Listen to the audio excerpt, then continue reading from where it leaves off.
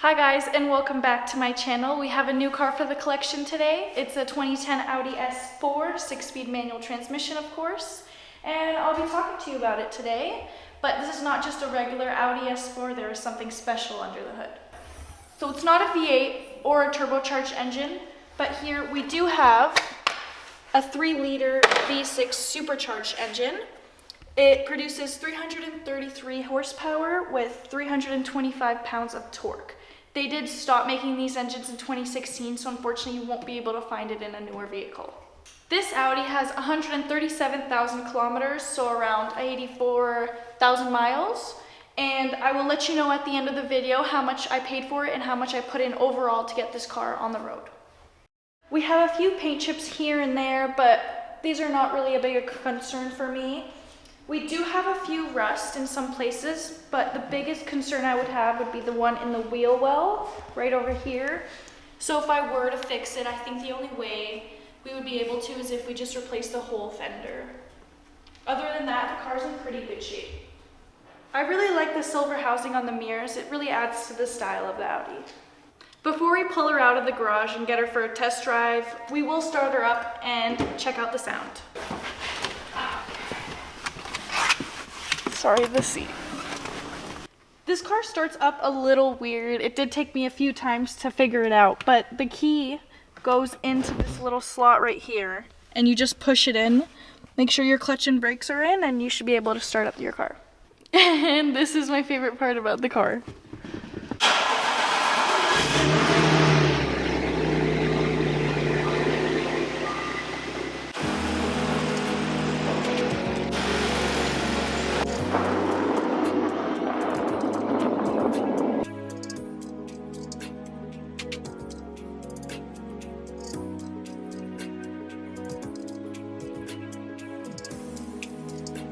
We'll be taking her on a drive now, and we'll see how she does on the winter roads here.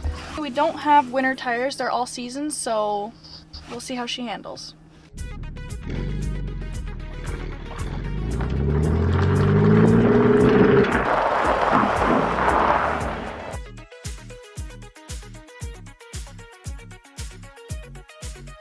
The car does feel a little heavier than what I am used to. I know the gear shifting is a little stiffer than the GTI. I don't know if I should compare the two though. Oh.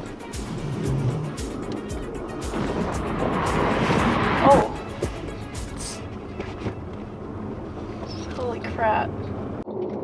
This is my first time taking the car on a test drive, so I have no clue how it drives. But it is way different than what I am used to. It doesn't feel too bad though. Like, the shifting is a little stiffer, the handling's a little heavier, but not something I can't handle.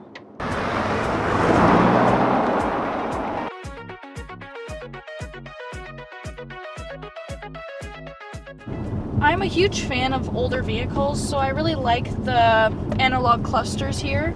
Unfortunately, I'm not a huge fan of this infotainment system just because there's too many buttons here, so I don't really know what to touch.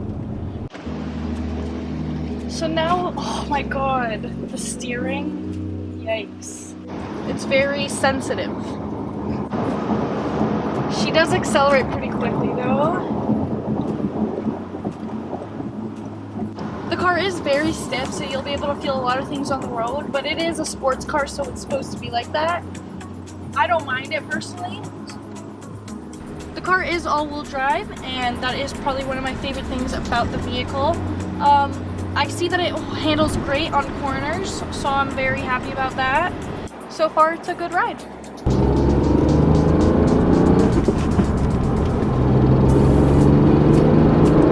The shifting feels very heavy and very short. Like, compared to the GTI, this is like 3 times as heavier. The GTI was very light and quick with it, when this one's a little heavy and slow and short, if that makes any sense.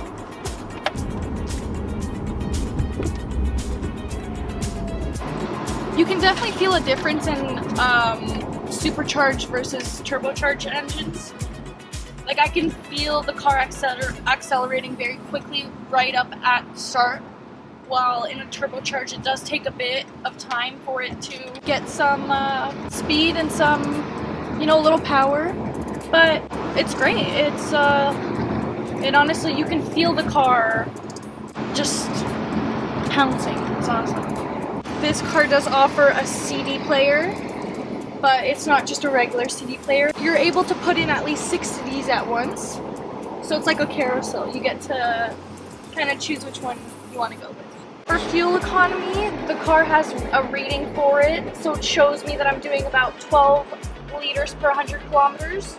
But if you're a little more careful on how much you use, a little more cautious, I would say you'd average about 10 liters per 100 kilometers. I'm really scared that it doesn't feel like the gears are going in. It's not really too loud. So I kind of like that. You get a nice, like, quiet ride, but you can go really fast.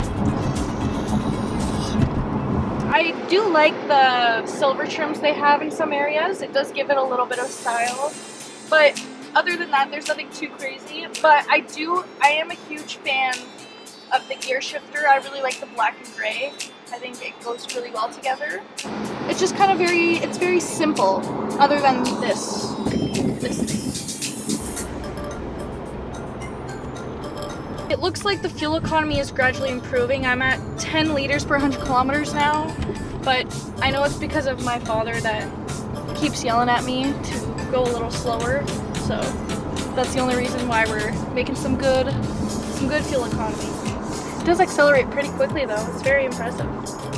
The vehicle is rated 4.9. Wait, I have to say it again. I forgot everything. 4.9 seconds to get up to 100 kilometers, which I think is pretty fast acceleration. I'm going about 100 kilometers right now, but it definitely doesn't feel like it. It kind of feels like you're cruising, you know? So it's enjoyable. I like it. My brother accidentally rolled the car into the ditch once right here. He was just trying to turn off the busy road and it was very slippery and accidentally just rolled in there. But the car's fine. She's all perfect, no damage. There was a little problem with the tire and the rim, but it wasn't a big deal. It was an easy fix.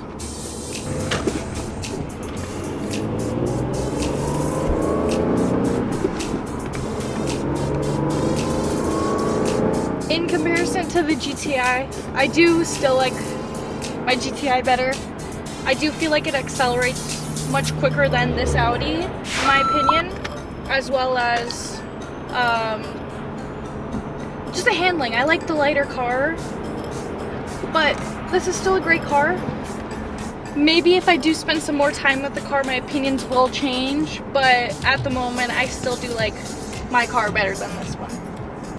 I'm getting used to the steering now. I know earlier I said I wasn't a huge fan, but I'm realizing that it's giving me tighter turns. So I'm less, I feel more connected with the car. I'm not turning it off. I guess it's off now.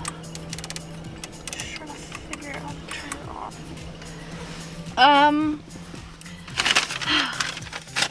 Ooh, I'm a huge fan of the S4 badge in the seats. That's actually something I did not realize till right now. I think that's actually very cool. These are leather and suede. The rear also has the badging in the seat, so I think that's also pretty cool. And there's an electronic sunroof. Here is the digital switch to use it. It's pretty fascinating. These are different levels to open it and close it.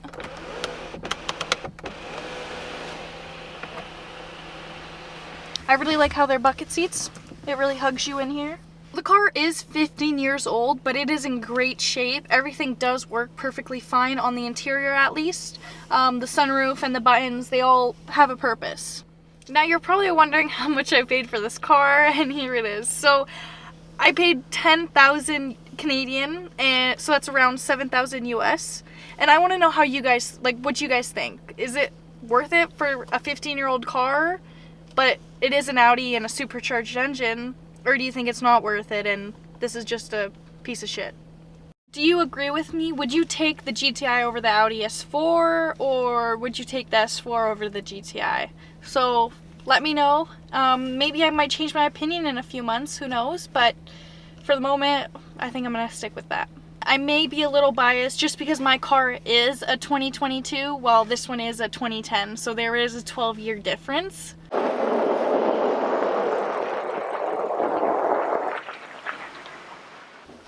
So there you have it, folks.